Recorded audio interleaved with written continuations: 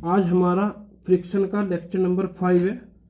इसमें भी हम आपको न्यूमेरिकल कराएंगे। हमने 4th लेक्चर में आपको कराया था कि अगर कोई बॉडी आपकी हॉरिजॉन्टल सरफेस पर रखी हुई है और उस बॉडी पर एक इंक्लाइंड फोर्स लगा है, उस बॉडी पर कोई इंक्लाइंड फोर्स लगा है, तब उस कंडीशन में हम क्या करेंगे, उसका हमने आपको कॉन्सेप्ट समझाया था, उसके हमने आपको न्यूमेरिकल भी कराए थे।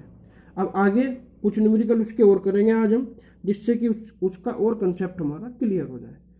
तो देखिए पहला न्यूमेरिकल है हमारा इसमें जो आज हम करेंगे, a body of weight 100 newton rest on a rough horizontal surface. एक बॉडी है जिसका वेट 100 न्यूटन है, वो कहाँ रखी है, एक रफ हॉरिजॉन्टल सरफेस पर रखी है, जहां म्यू की वैल्यू कितनी है 0.3 and is acted upon by a force applied at an angle of 30 degree to the horizontal. और उस पर एक फोर्स लगा है जो हॉरिजॉन्टल से 30 डिग्री का एंगल बना रहा है। तो उसने कहा है what force is required to just cause the body to slide over the surface, कि उस बॉडी को जस्ट टू स्लाइड की कंडीशन में लाने के लिए, यानी लिमिटिंग कंडीशन में लाने के लिए आपको कितना फोर्स लगाना पड़ेगा। और जो फोर्स लगा है वो आपका 30 डिग्री पर लगा है। अभी हम इतना ही करेंगे, ये जो आगे का पार्ट है मैं आपको बाद में समझाऊंगा, पहले इतना कर लेते हैं। देखिए ये है आपकी बॉडी, ये आपकी बॉडी है, इसका वेट 100 न्यूटन है तो डाउनवर्ड काम कर रहा है। ये पी फोर्स लगा है आपका 30 डिग्री का एंगल पर, ठीक है।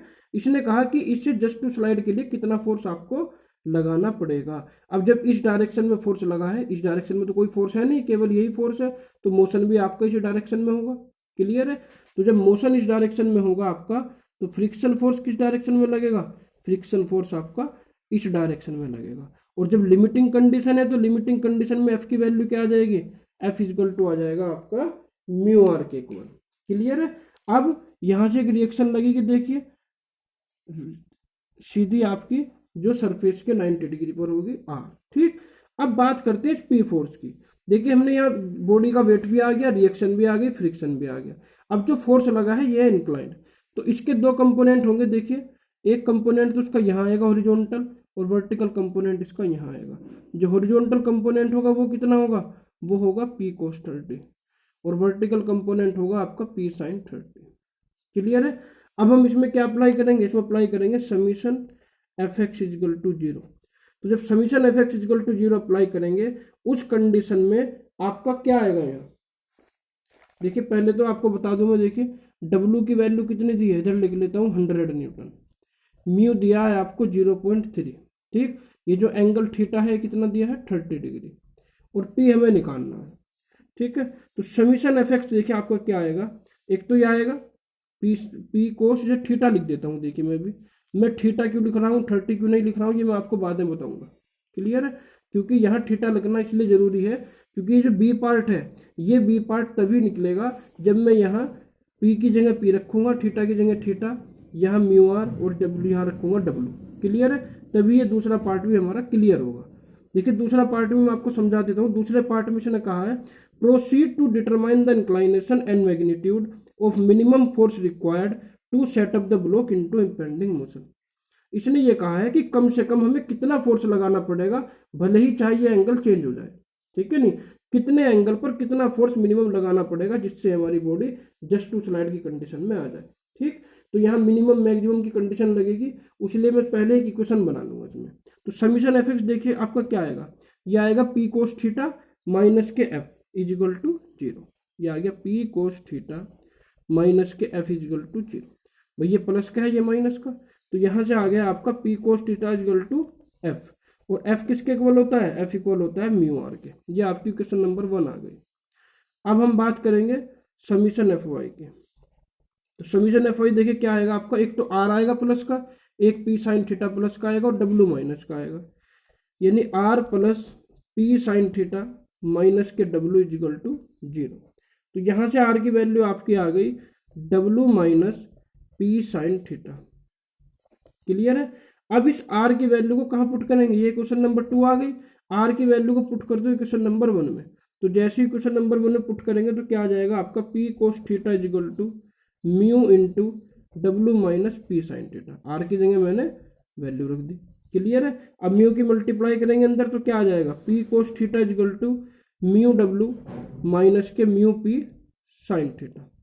अब ये जो पी वाली टर्म है इसे कहाँ ले जाएंगे, इसे इक्वल टू से इधर ले जाएंगे, तो ये हो जाएगा आपका P cos theta plus mu P sine theta is equal to mu W.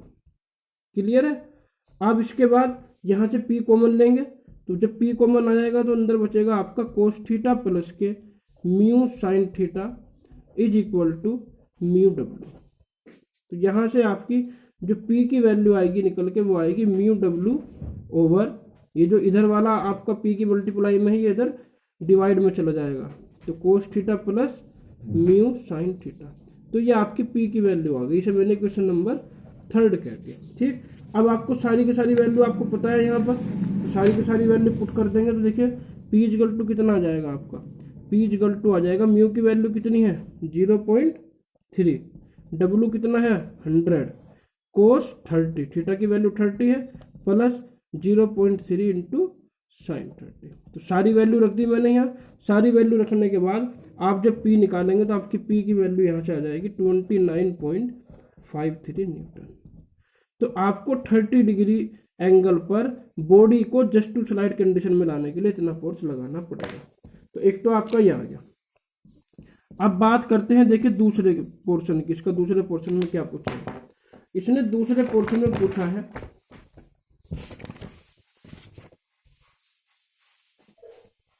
proceed to determine the inclination and magnitude of minimum force required to set the block into impending motion। अभी मैंने समझाया था आपको कि कम से कम आपको कितने angle पर पी लगाना पड़ेगा जिससे कि आपकी बॉडी जस्ट टू स्लाइड हो जाए।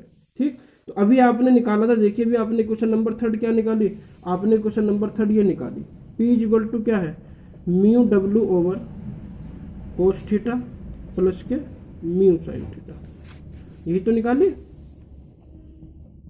अब हमें क्या करना है, पी की मिनिमम वैल्यू निकालनी है। तो for minimum value of P, P की मिनिमम वैल्यू कब होगी, for minimum value of P, P की मिनिमम वैल्यू कब होगी, जब ये इसका जो आपका डिनोमिनेटर है ये इसकी वैल्यू मैक्सिमम होगी, क्योंकि ये वैल्यू जितनी मैक्सिमम होगी आपकी पी की वैल्यू उतनी ही मिनिमम आएगी। ठीक है, तो for value of P the denominator must be maximum. आपके डिनोमिनेटर की वैल्यू क्या होनी चाहिए, मैक्सिमम होनी चाहिए। ठीक, और मैक्सिमम के केस में कैसे निकालते हैं, देखिए हम क्या करेंगे, जो डिनोमिनेटर है इसका अल्फा के रेस्पेक्ट में डिफरेंशिएशन कर देंगे, अल्फा के रेस्पेक्ट में क्या कर देंगे, डिफरेंशिएशन। क्लियर है, तो ये आ गया आपका डिफरेंशिएशन करके किसके को रखेंगे, 0 के। मैक्सिमम मिनिमम आपने पढ़ा होगा, मैक्सिमम मिनिमम में जब कंडीशन निकालते हैं तो इस तरह से हम करते हैं। तो यहाँ से आपका देखिए क्या आ जाएगा, जब D over D alpha, sorry theta आएगा, ये आएगा थीटा, क्योंकि यहाँ थीटा है एंगल, तो थीटा के रेस्पेक्ट में करेंगे, तो plus mu into d over d theta into sine theta is equal to 0। तो कोस थीटा का यहाँ से क्या आएगा, आपका कोस थीटा का जो डिफरेंशिएशन आएगा वो आएगा माइनस के sine theta plus mu sine theta का डिफरेंशिएशन आएगा cos theta is equal to 0।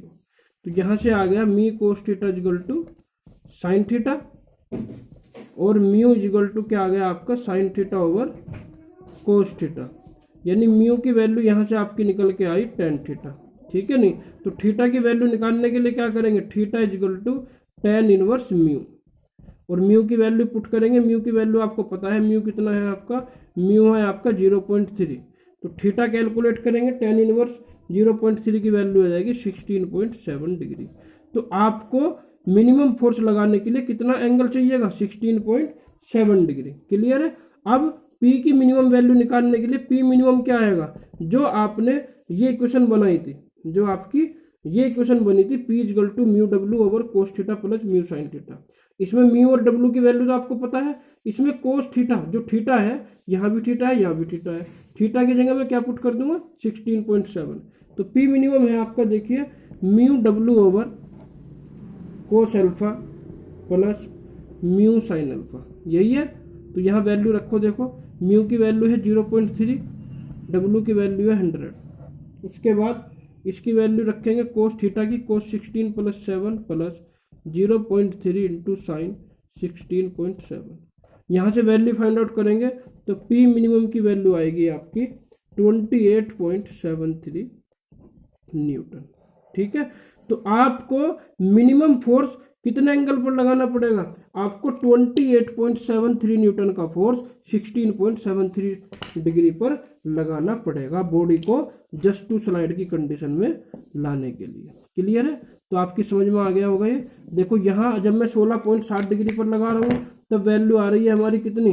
28.73। ठीक है नहीं, और जब मैं 30 डिग्री पर लगा रहा था तब वैल्यू कितनी आ रही है? 29.53। तो देखिए इससे वैल्यू कम आ गई आपकी। क्लियर है?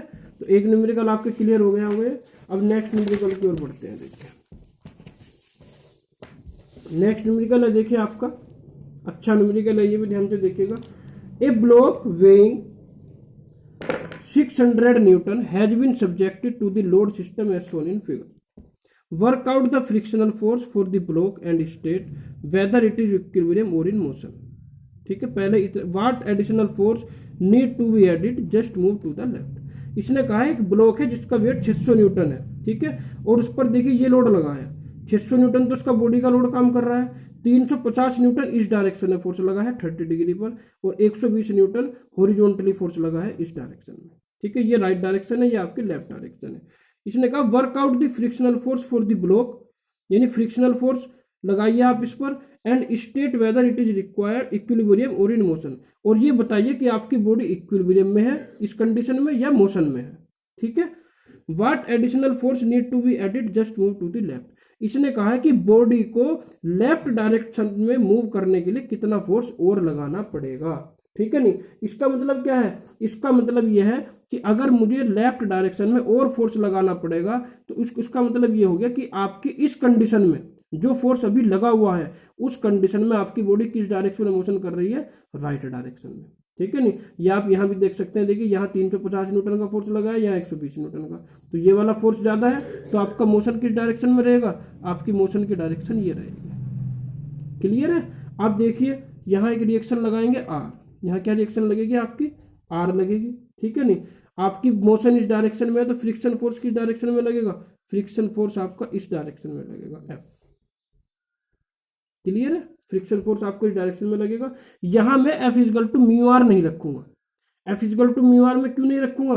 क्योंकि मुझे ये नहीं पता कि आपकी बॉडी इक्विलिब्रियम में है या लिमिटिंग कंडीशन में है या आपकी किस में है? मोशन में है। ठीक है नहीं, तो जब मुझे यही नहीं पता कि आपकी बॉडी लिमिटिंग कंडीशन में है या नहीं, तो उस कंडीशन में मैं यहाँ F is equal to mu R नहीं रखूंगा। ठीक है, तो अभी ये वाली जो बाद की लाइन है what additional force need to be, ये बाद में निकालेंगे।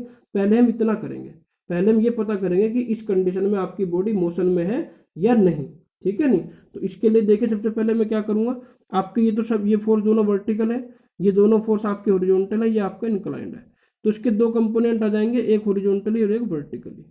हॉरिजॉन्टली आएगा 350 कोस 30 और वर्टिकली आएगा 350 साइन 30। क्लियर है? अब यहाँ जब summation F x is equal to 0 लगाएंगे तो क्या आएगा? देखिए ये आएगा 350 कोस 30 प्लस का आएगा क्योंकि राइट डायरेक्शन है, और ये दोनों माइनस के आएंगे, माइनस के 120 माइनस के एफ इजगल टू 0। क्लियर है?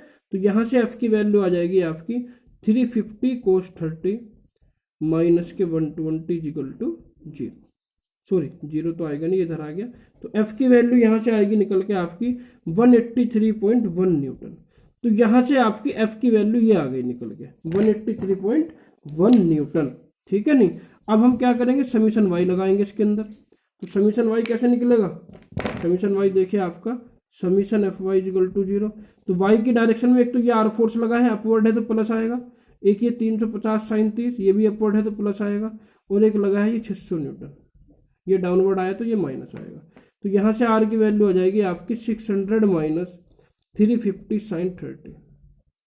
तो इसे कैलकुलेट करेंगे, कैलकुलेट करने के बाद आपकी आर की वैल्यू आ जाएगी 425 न्यूटन। तो आर की वैल्यू निकाली अब आपने। अब आपको फ्रिक्शन फोर्स जो म्यू की वैल्यू है, म्यू की वैल्यू देखिए इसने दी है 0.25, म्यू कितना दिया है? 0.25। अब मैं यहाँ से क्या करूँगा? एफ निकालूंगा for limiting condition. Limiting condition में देखूंगा कि लिमिटिंग कंडीशन में आपकी एफ की वैल्यू क्या आ रही है, यानी एफ मैक्सिमम कितना आ रहा है। एफ मैक्सिमम क्या होगा? Mu R. तो म्यू की वैल्यू है 0.25 और आर कितना है, आर है आपका 425। ठीक, तो यहाँ से कैलकुलेट करके आपकी एफ मैक्सिमम की वैल्यू आएगी 106.25। क्लियर है। अब देखिए यहाँ वैल्यू आ रही है 106.25, ठीक है, और यहाँ वैल्यू कितनी आ रही है, यहाँ वैल्यू आ रही है आपकी 183.1। ठीक, आप ये ध्यान रखिएगा अगर इक्विलिब्रियम की कंडीशन से फ्रिक्शन की वैल्यू एफ मैक्सिमम यानी F is equal to mu R से कम आएगी तो आपकी कंडीशन होगी स्टैटिक, कि आपकी बॉडी स्टैटिक कंडीशन में। और अगर आपकी वैल्यू ये एफ मैक्सिमम से ज्यादा आएगी, अगर यहाँ फ्रिक्शन की वैल्यू इससे ज्यादा आएगी तो इसका मतलब क्या है कि आपकी बॉडी किस में है, काइनेटिक में है, मोशन में है।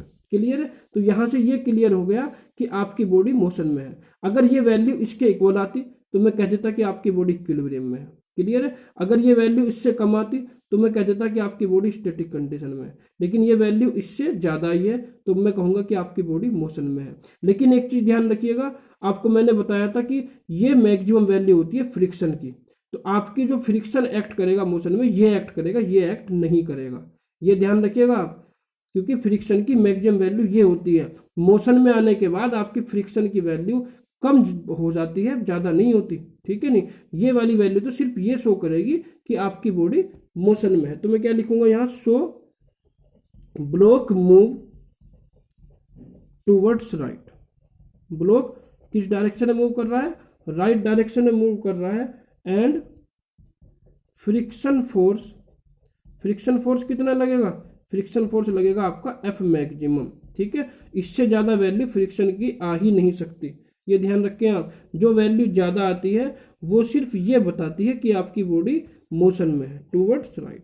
और जो आपका फ्रिक्शन फोर्स है एफ मैक्सिमम, वो क्या है, friction force F maximum 106.8 toward left.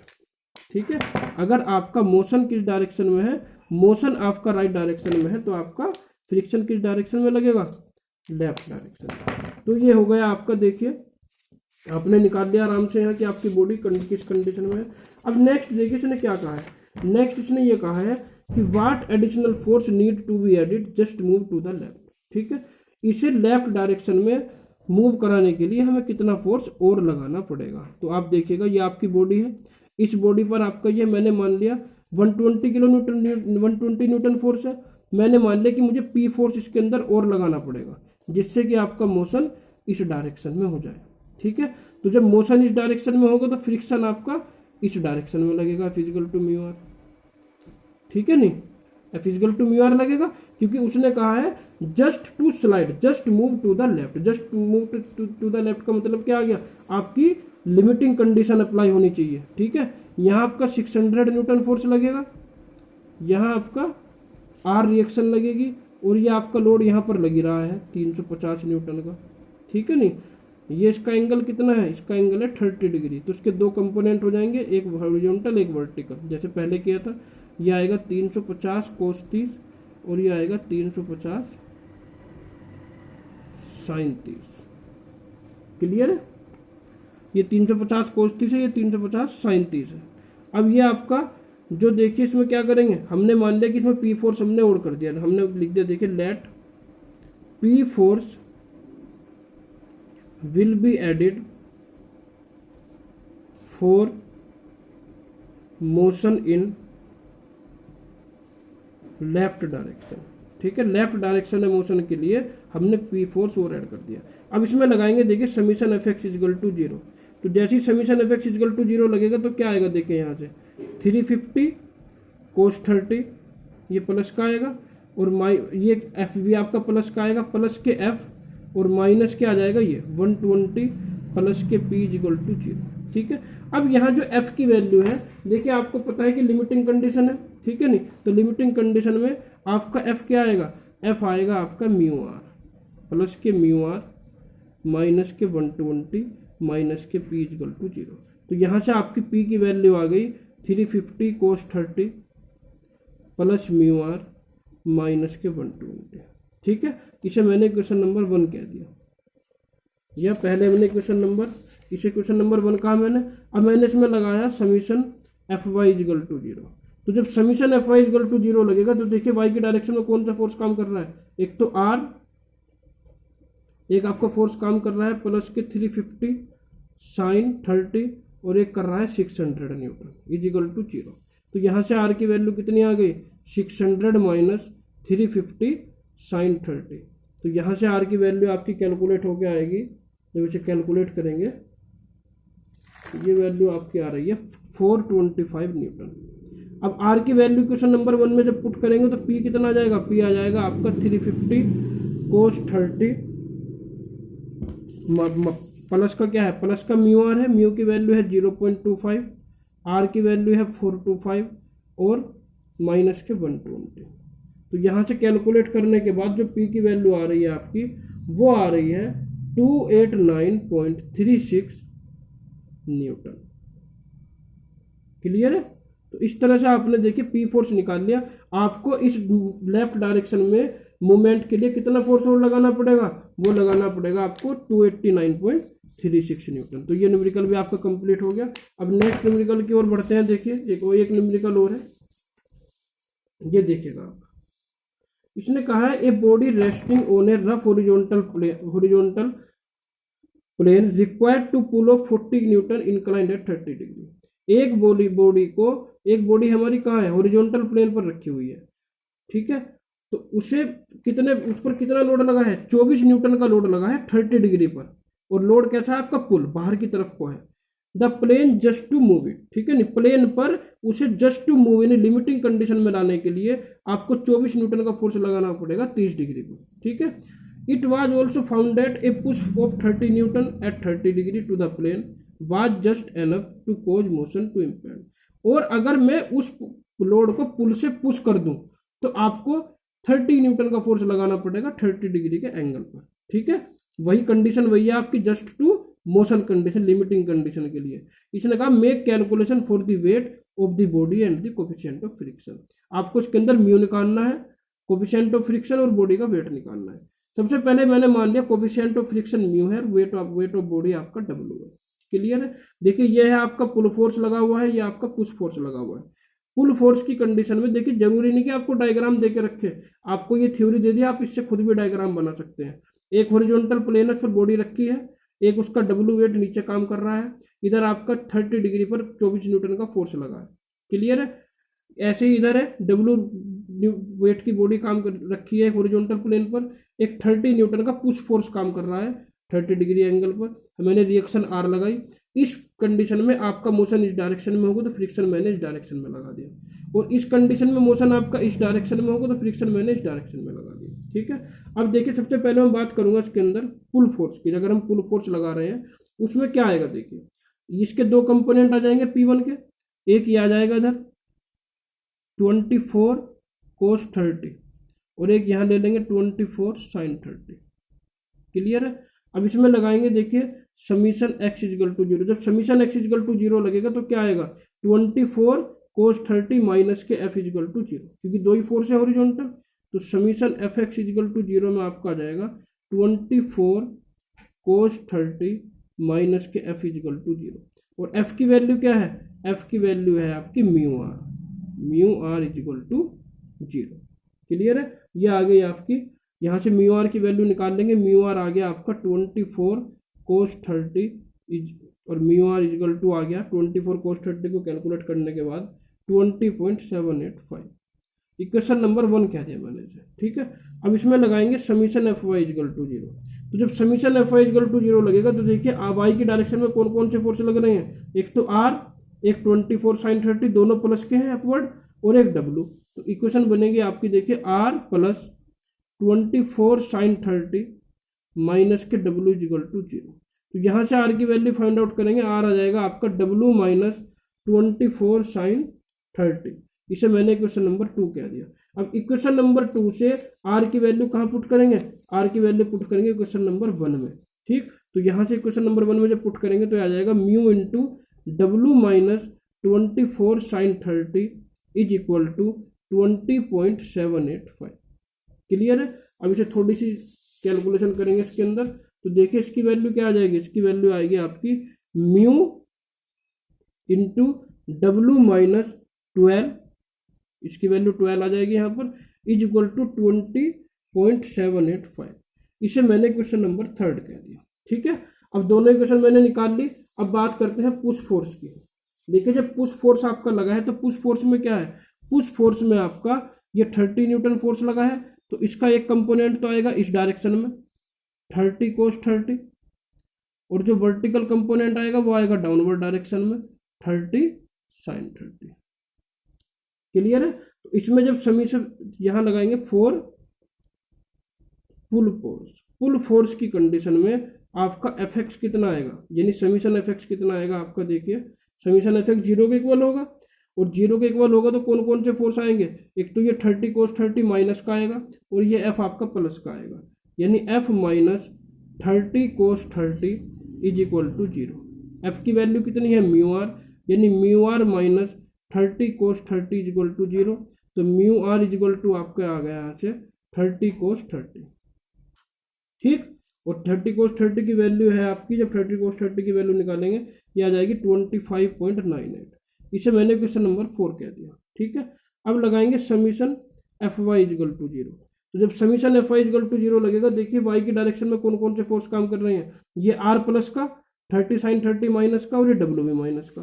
तो ये आ जाएगा आपका, देखिए आर माइनस 30 sin 30 माइनस के W is equal to 0।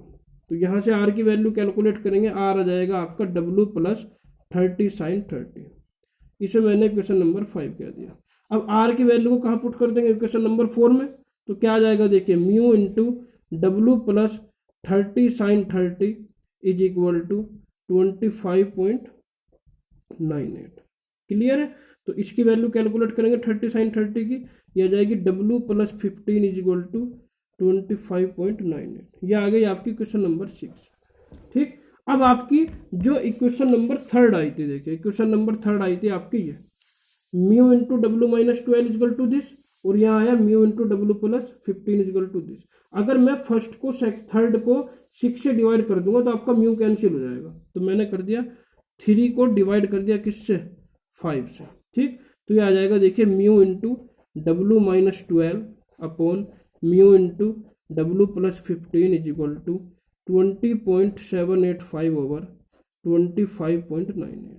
Clear है? म्यू से म्यू कैंसिल हो गया आपका, ये बच्चा W minus 12 over W plus 15 is equal to, इससे से डिवाइड करेंगे आ जाएगा 0.8 अपॉन 1। ठीक है नहीं, तो 1 की मल्टीप्लाई इधर और 0.8 की मल्टीप्लाई इधर, तो आ जाएगा W minus 12 is equal to 0.8 W plus 0.8 की 15 में करेंगे तो कितना आ जाएगा, यह आ जाएगा 12 आपका।